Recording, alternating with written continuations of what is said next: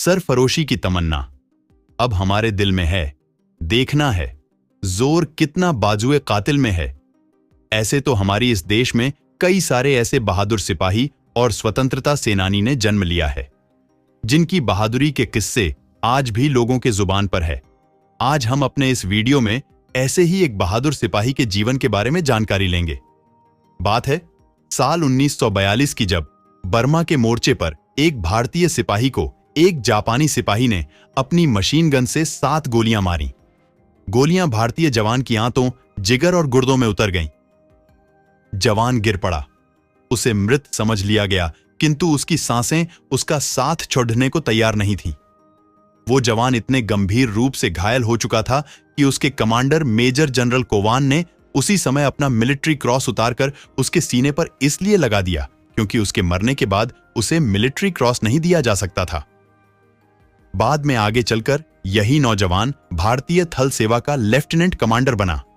उन्होंने भारत पाक युद्ध से लेकर के बांग्लादेश का विभाजन के हीरो के रूप में जाना जाता है। जी हां, हम बात कर रहे हैं लेफ्टिनेंट कर्नल सैम मानेकशॉ के बारे में। 3 अप्रैल 1914 को पंजाब के अमृतसर में जन्मे सैम मानेकशॉ का पूरा नाम था सैम हॉर्मुसजी फ्रेमजी जमशेदजी मानेकशॉ है, लेकिन उनका पूरा नाम शायद ही किसी को याद हो।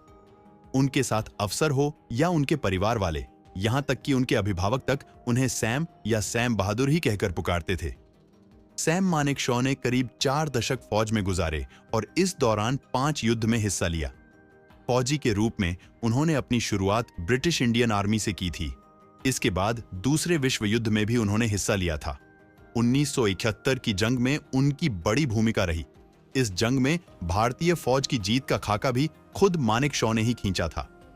1971 की जंग में पाकिस्तान को हराने और नया मुल्क बांग्लादेश बनाने का पूरा श्रेय सिर्फ एक ही शख्स को जाता है, वो हैं फील्ड मार्शल सैम मानेकशॉ। ये भारतीय सेना के इस लीडर की ही ताकत थी जिसने जंग खत्म होने के बाद पाकिस्तान के 90,000 सैनिकों को बंदी बना लिया था। उनकी शरारतों और मजाक के कई किस्से आज भी बेहद मशहूर हैं। वो भारत के एक ऐसे आर्मी चीफ थे जो उस समय की तत्कालीन पीएम इंदिरा गांधी की बात काटने से भी नहीं डरते थे। इतना ही नहीं, वो इंदिरा गांधी को स्वीटी तक कह डालते थे। मानेकशॉ और इंदिरा गांधी से जुड़े कई दिलचस्प किस्से कई किताबों में शामिल किए गए हैं। उन्हीं में से एक किस्सा स्वीटी भी है। एक तरफ जब इंदिरा गांधी के सामने लोग कुछ भी कहने से डरते थे, आर्मी चीफ मानेकशॉ उन्हें स्वीटी कहकर बुलाते थे। इंदिरा गांधी अपनी लीडरशिप, पॉलिटिक्स और ब्यूरोक्रेसी के कंट्रोल को लेकर हमेशा सतर्क रहती थीं। एक बार अफवाह फैली कि मानेकशॉ आर्मी की मदद से सरकार का तख्तापलट करने की फिराक में है। इससे इंदिरा काफी डर गई थीं। उन्होंने मानेकशॉ को मीटिंग पर बुलाया और इस बारे में सवाल किए तो आर्मी चीफ ने कड़क अंदाज में इंदिरा को जवाब दिया। उन्होंने कहा, मेरी और आपकी दोनों की नाक बड़ी लंबी है, मगर मैं दूसरे के काम में अपनी नाक नहीं अड़ाता, इसलिए आप भी मेरे काम में नाक न डालें। सैम मानेकशॉ का पाकिस्तानी राष्ट्रपति से भी जुड़ा एक किस्सा काफी मशहूर है। दरअसल मानेकशॉ और पाकिस्तान के तत्कालीन राष्ट्रपति याहिया खान एक साथ ब्रिटिश मिलिट्री फौज में थे और दोस्त हुआ करते थे। उस समय मानेकशॉ के पास एक यूएस मेड मोटरसाइकिल हुआ करती थी। देश का बंटवारा हुआ तो याहिया खान पाकिस्तान फौज में चले गए।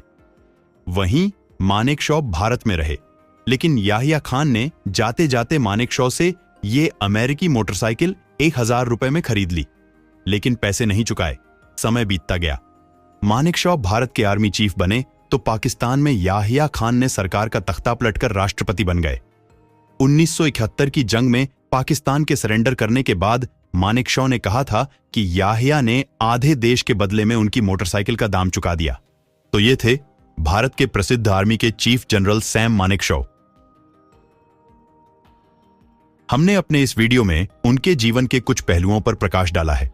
उम्मीद करता हूं कि आपको हमारा यह वीडियो पसंद आया होगा। ऐसे ही और भी वीडियो देखने के लिए आप हमें सब्सक्राइब कर सकते हैं। वीडियो पसंद आया है तो आप वीडियो को लाइक और शेयर करना मत भूलिएगा। आपसे मिलते हैं एक और नए वीडियो में।